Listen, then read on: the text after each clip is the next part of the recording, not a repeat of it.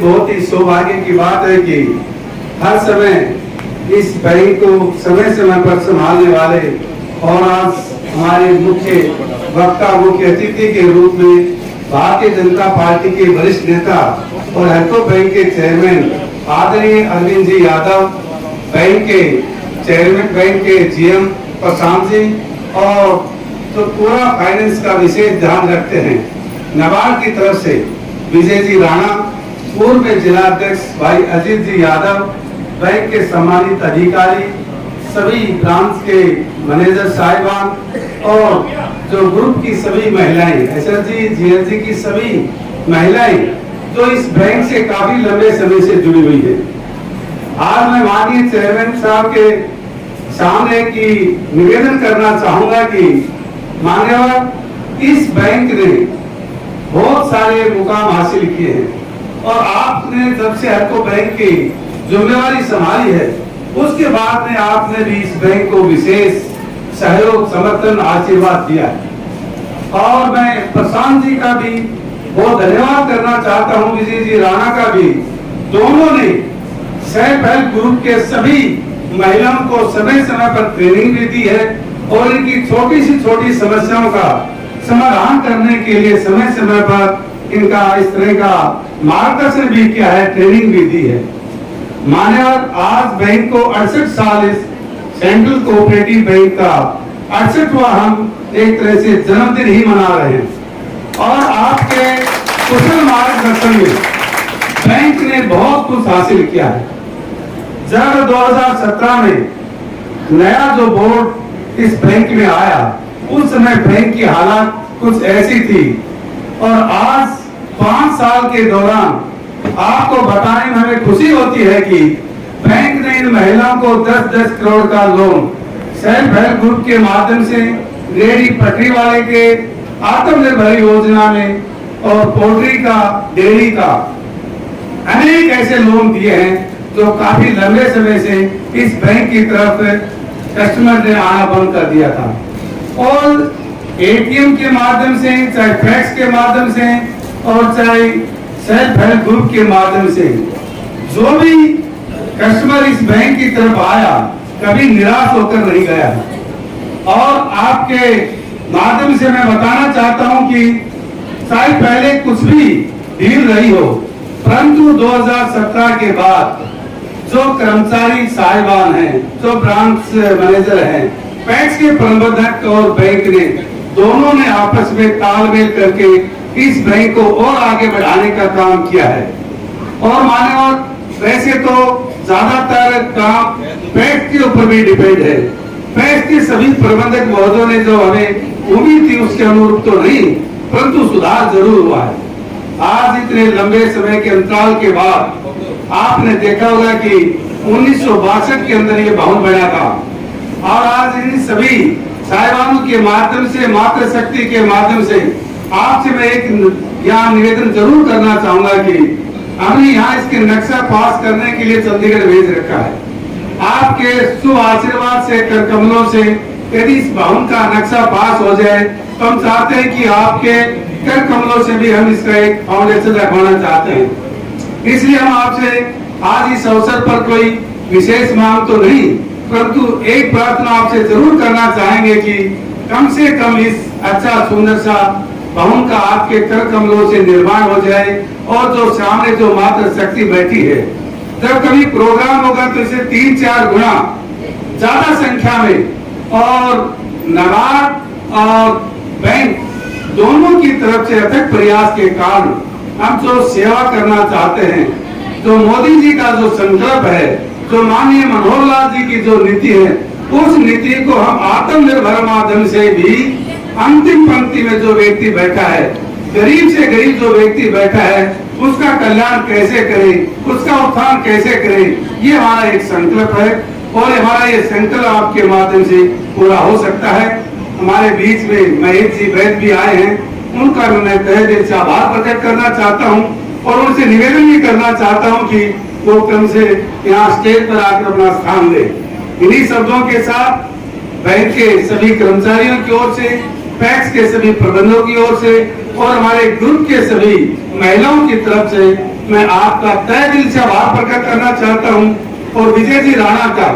बहुत बहुत धन्यवाद करना चाहता हूं कि समय समय पर आप संभालते रहते हैं। आप सबका और जो मातृशक्ति इतनी संख्या में आई है उनका मैं दिल से आभार प्रकट करना चाहता हूं। धन्यवाद। जय हिंद, जय Bharat. Mahendragarh central cooperative bank के 69वां 68 कह रहे थे, 68 साल का तो हो गया जन्मदिन, 69वां है। 69वें जन्मदिन पर हमारे बैंक के जनरल मैनेजर मुख्य प्रबंधक भाई प्रशांत यादव जी, हमारे नाबार्ड के ये 4 जिलों को देख रहे हैं नाबार्ड की तरफ से, ऐसे हमारे विजय राणा जी पिछले 5 साल जिन्होंने इस बैंक का लालन पालन किया और कैसे ये बैंक प्रोग्रेस करे, उन्नति करे, आगे बढ़े, ऐसे हमारे यहाँ इस सेंट्रल बैंक के चेयरमैन रहे मेरे भाई सखा मित्र कंवर सिंह यादव जी, हमारी पार्टी के पूर्व जिलाध्यक्ष भाई अजीत कलवाड़ी जी, मेरे छोटे भाई और इस बैंक के डायरेक्टर रहे राजू भैया जी, मंच संचालन कर रही हरकोफेड की हमारी अधिकारी पूनम जी, और यहाँ इस पवित्र गौशाला के प्रांगण में उपस्थित सब हमारे अधिकारीगण, सब अतिथिगण और मेरी माता और बहनों। जन्मदिन हम बच्चे का मनाते हैं तो कितनी खुशी होती है। और इस बैंक की जो इतिहास हमारे जनरल मैनेजर प्रशांत जी ने बताया कि आज से 68 साल पहले यानी 6 सितंबर 1954 को यहाँ ज्यादातर लोग ऐसे हैं कि उस समय इनका जन्म भी नहीं हुआ होगा। मुझे लगता है कि माता जी या 1-2 लोग होंगे जो उस समय पैदा हुए होंगे, नहीं तो इस पूरे प्रांगण में किसी का जन्म भी उस समय नहीं हुआ होगा।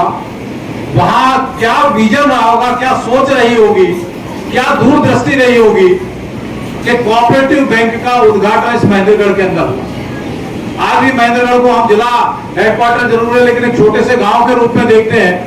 और 68 साल पहले ये इसका क्या स्वरूप होगा, क्या रूप होगा, वो हम कल्पना ही कर सकते हैं। और उस समय की सोच आज ये मौका हमको दे रही है कि आज हम 69वां अपना स्थापना दिवस बैंक का मना रहे हैं।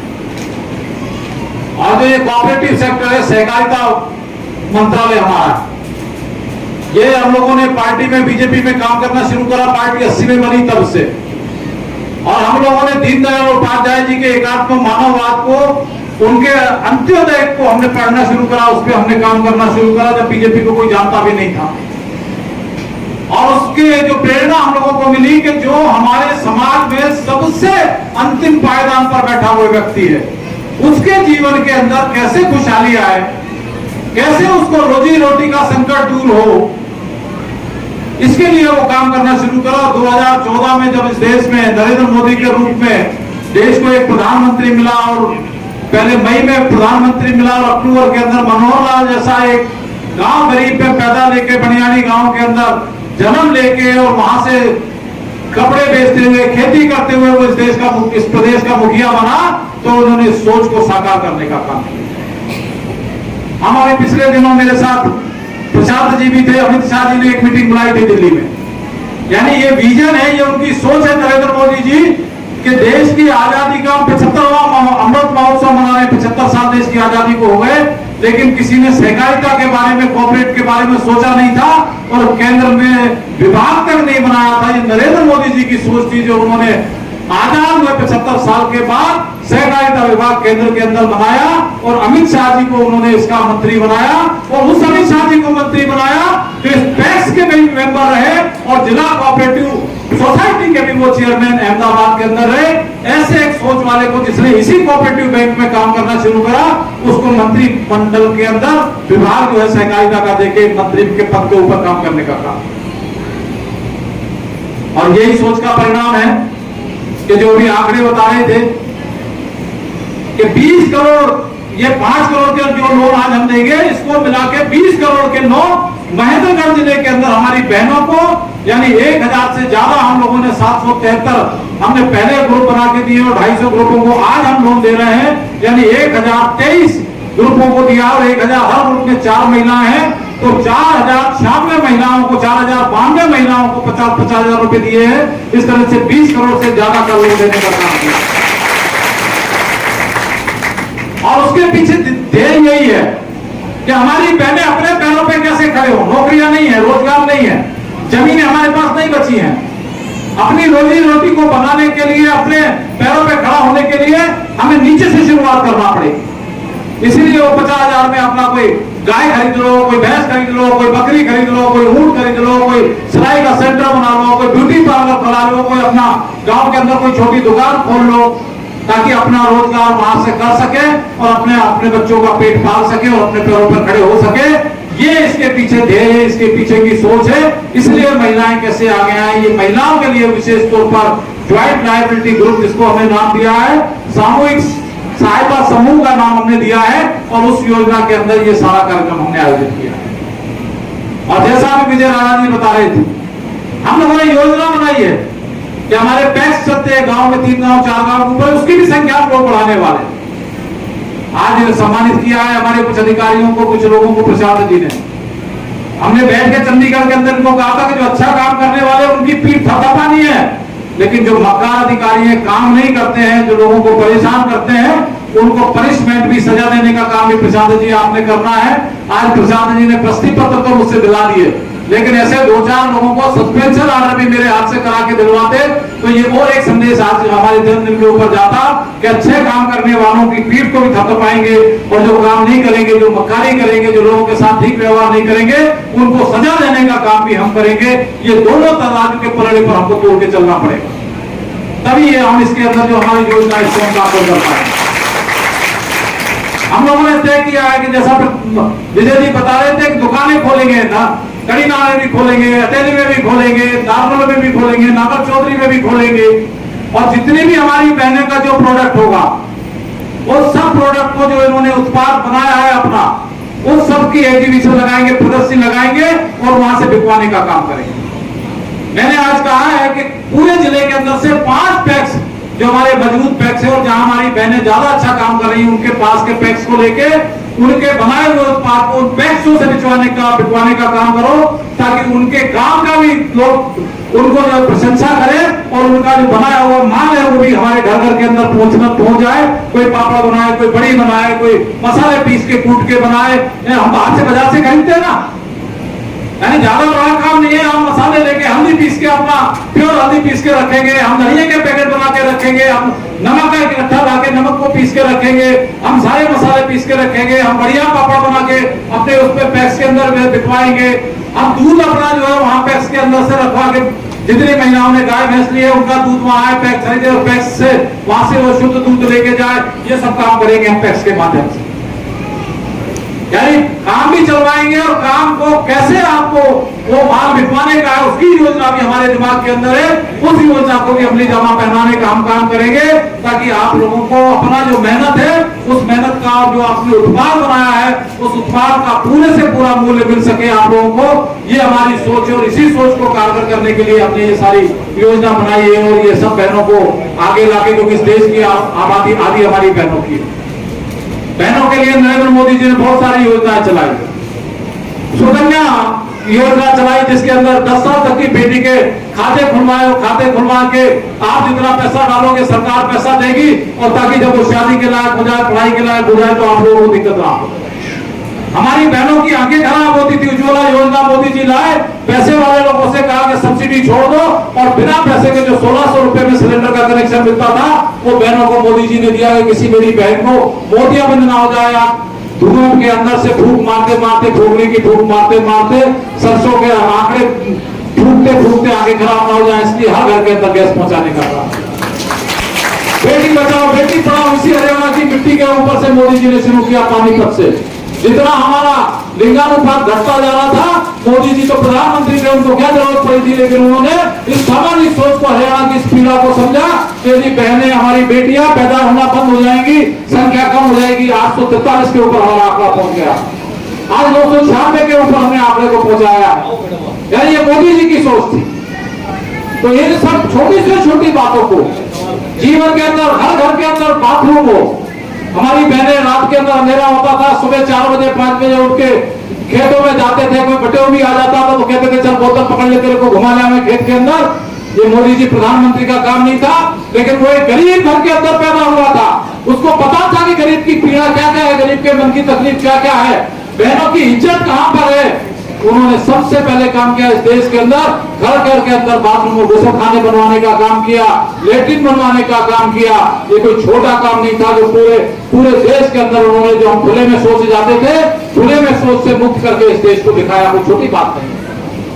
ये फर्क है सोच का। ये काम करने वाले की सोच कैसी है, कैसा प्रधानमंत्री हमको मिला है जो इन छोटी छोटी बातों के ऊपर ध्यान रखता है। इसलिए मैं अपनी बहनों से हाथ जोड़ के निवेदन करना चाहता हूं कि बहनें, आप मजबूती से अपने पुरुषार्थ को पहचानो, अपनी ताकत को पहचानो। जब आप एक परिवार को चला सकती हो, परिवार को बांध के रख सकती हो, अपने बच्चे को अच्छी शिक्षा दे सकती हो, तो आप अपने कारोबार को भी बढ़ा सकती हो, अपने पैरों पे भी खड़ा हो सकती हो, और आप अपना रोजगार तो कर सकती हो, औरों को भी अपने यहाँ रोजगार दे सकती हो। इसलिए ये बैंक ने नाबार्ड बैंक के साथ मिलकर सारी योजना बनाई है। आप लोग इस पर सारे आगे बढ़ेंगे, जो भी सहयोग बैंक की तरफ से होगा हम उसमें पूरी मदद करेंगे। आपके उज्जवल भविष्य की कामना करते हुए मैं अपनी बात को यही समाप्त करता हूं। आप सब लोगों का बहुत बहुत नमस्कार, सबको मेरी जय राम जी। चेयरमैन साहब, हमारे कार्यक्रम के मुख्य अतिथि हमारे चेयरमैन साहब माननीय श्री अरविंद यादव जी, उनके साथ पधारे विशेष रूप से हमारे बैंक के पूर्व चेयरमैन श्री कंवर सिंह यादव जी, श्री अजीत सिंह जी, हमारे नाबार्ड से एजीएम विजय राणा जी, अर्कोफेड से जो पूनम मैडम सारा कार्यक्रम आज मंच का संचालन कर रही है, विशेष अनुरोध जो मैंने किया उन्होंने समय दिया, महेश वैद्य जी और